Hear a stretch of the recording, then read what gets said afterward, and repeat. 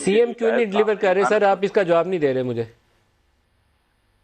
دیکھیں پنجاب ایک بہت بڑا صوبہ ہے، یہاں کے جو مسائل ہیں وہ بہت گمبھیر ہے اور ان کو حل کرنے کے لیے ٹائم اور وقت کی جو ہے وہ ضرورت ہے. اور میں سر یہ تو نہیں ہے کہ بہت ہی نا تجربہ کار کھلاڑی کو موقع دیا گیا اور ان سے صوبہ بڑا ہے، پاکستان کی آبادی کا کوئی 57-58% وہاں آباد ہے، تو سنبھالنے میں دشواری پیش آ رہی ہے.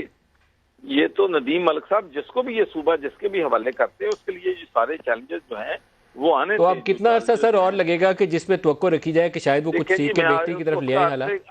عرصے کی بات بڑی سمپل ہے کہ جب تک پرائم منسٹر عمران خان کا جو سپورٹ جو ہے وہ چیف منسٹر عثمان بزدار صاحب کو حاصل ہے اور جب تک پنجاب اسمبلی کے اراکین جو ہیں ان کی سپورٹ میں ہیں تو وہ وزیر اعلیٰ جو ہیں میں نے آپ کے وہ ہم خیال والے گروپ جو ہے ان کا انٹرویو کر رہا تھا تو انہوں نے کہا کہ وہ کیونکہ عمران خان کی پسند ہے اور عمران خان ہمارے لیڈر ہیں اس لیے ہم ان کو سپورٹ کرتے ہیں. انہوں نے باقاعدہ کوالیفائی کر کے یہ جو آپ نے الفاظ دہرائے ہیں انہی لفظوں میں انہوں نے بھی بیان کیا.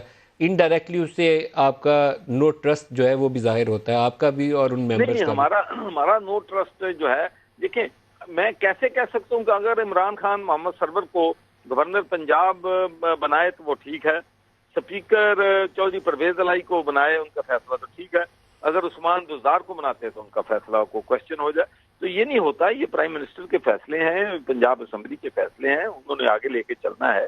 چیلنجز بہت زیادہ ہیں لیکن ایک بات تو آپ یہ مانیں گے کہ کم از کم یہ تو ضرور ہے کہ آپ پچھلی حکومتیں دیکھ لیں، ان میں ساری پاور جو تھی وہ سینٹرلائز تھی. اب کم از کم پاور جو ہیں وہ وزراء جو ہیں وہ اپنا اپنا کام جو ہیں اب یہی نہیں پتا کہ پاور ایکسرسائز کون کر رہا ہے سر؟ نہیں، پاور ایکسرسائز تو چیف منسٹر نے کرنی ہے، صوبے کا چیف ایگزیکٹو. آپ کا خیال ہے کہ وہ کر رہے ہیں؟ بالکل کر رہے ہیں، کیوں نہیں کر رہے ہیں؟ میرا خیال پچھلے 1.5 سال سے وہ اپنی پاور پوری ہے.